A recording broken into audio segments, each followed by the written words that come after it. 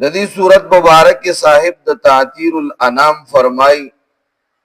ومن قرأ في المنام سورة الواقعة او شيئا منها او قرأت عليه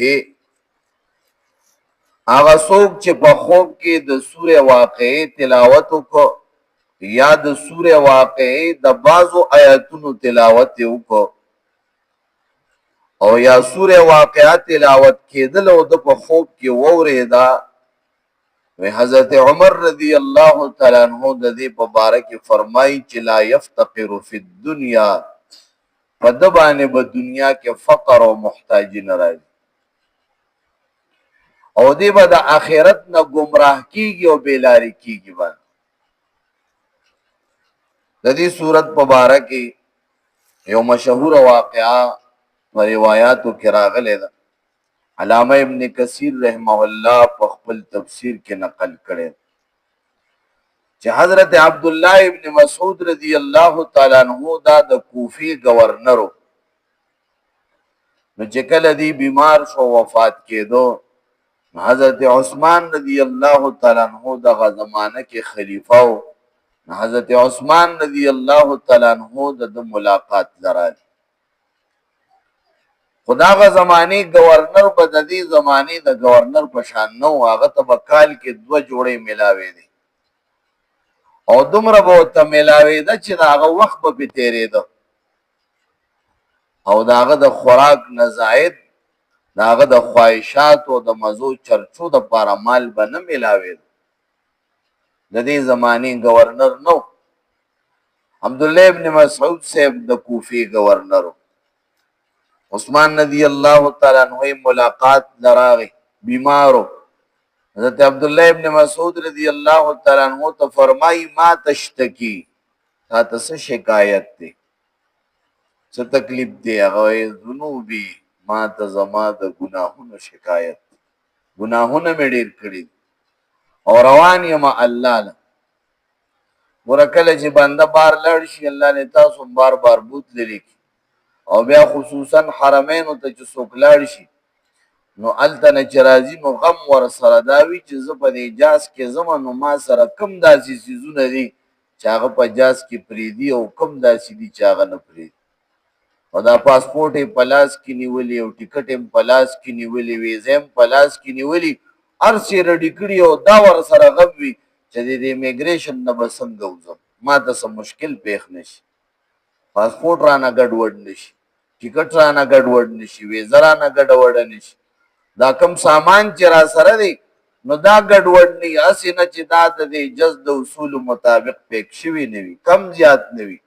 دا فکر ورسره وي داسې به هر مسلمان سره د مرګ فکر وي چې زه ور روان یم جبریل علیه السلام اسرائیل علیه السلام به راځي زما نه به روح حلي نو آیا زه تیار یم که نه په دې ګیټ باندې د وردننه کېدلو دپاره تیار یم که نه او بیا چې دا کم اعمال او کم تپوسونه به کېږي نو د هغه تپوسونو دپاره تیار یم او که نه او دا کومه توښه چې مې برابر کړې ده نو آیا دا توښه هلته چې زه څومره وخت تېروم د هغې دپاره کافي ده او که نه الله دې مونږ کې دا فکر پیدا کړي دا فکر هغوی سره و حضرت عبدالله ابن مسعود صاحب ته وایي ما تشتکي ورته وایي ذنوبي زما ګناهونه ورته ما تشتهي څه غواړې څه وی وی رحمت ربي زه د خپل رب رحم غواړم د هغه رحمت غواړم چې هغه راباندې رحم وکړي عبدالله ابن مسعود صاحب ته عثمان صاحب بیا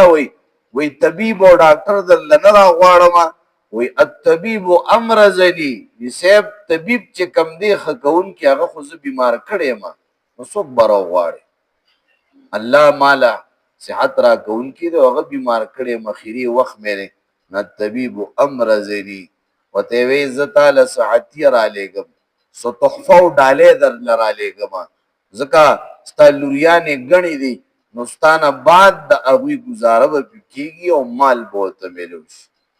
عبدالله ابن مسعود صاحب ورته وی لا حاجت لی فیها ما ته د دغې څه حاجت نشته او دې وجه بعضو مفسرینو ذکر کړې ده چې یاره زه ګورنر یم او بیا به خلک ویږي د ګورنرۍ د وجې نه عثمان صاحب دله څه مال او څه تحفه او ډالۍ ورکړل وایي زما دې ته حاجت نشته او ما د رسول الله صلی الله علیه وسلم نه اوریدلی دي من قرأ سورة الواقعة كل ليلة لم يصبه فاقة ابدا چې هغه بندا چې هر شپه د سورې واقعې تلاوت کوي نو په د باندې به هیڅ کله فاقه رانشي او په د به لوږه رانشي. او ما خپل لوریانو ته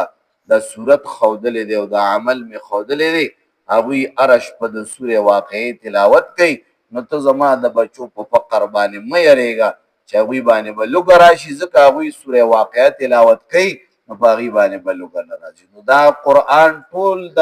خیر او برکت نه ډک دی، خو د بعضو صورتونو بعضې خاص فضایل راغلي دي، په هغې کې د سورې واقعې دغه فضیلت دی چې بنده هر ماښام د دې تلاوت کوي، د دې په برکت باندې الله په ده باندې به الله لوږه نه راوړي، کور به یې خالي کېږي نه. الحمدلله مونږ یې دلته وایو هر ماښام، دویم کال دی د ماښام یې وایو، دا هلکان یې مویزیم ویم او برکات یې مونږ محسوسوو چې ډېر لوی برکات دي. او چې یو میاشت مو وي نو په یادو به م یادم شي.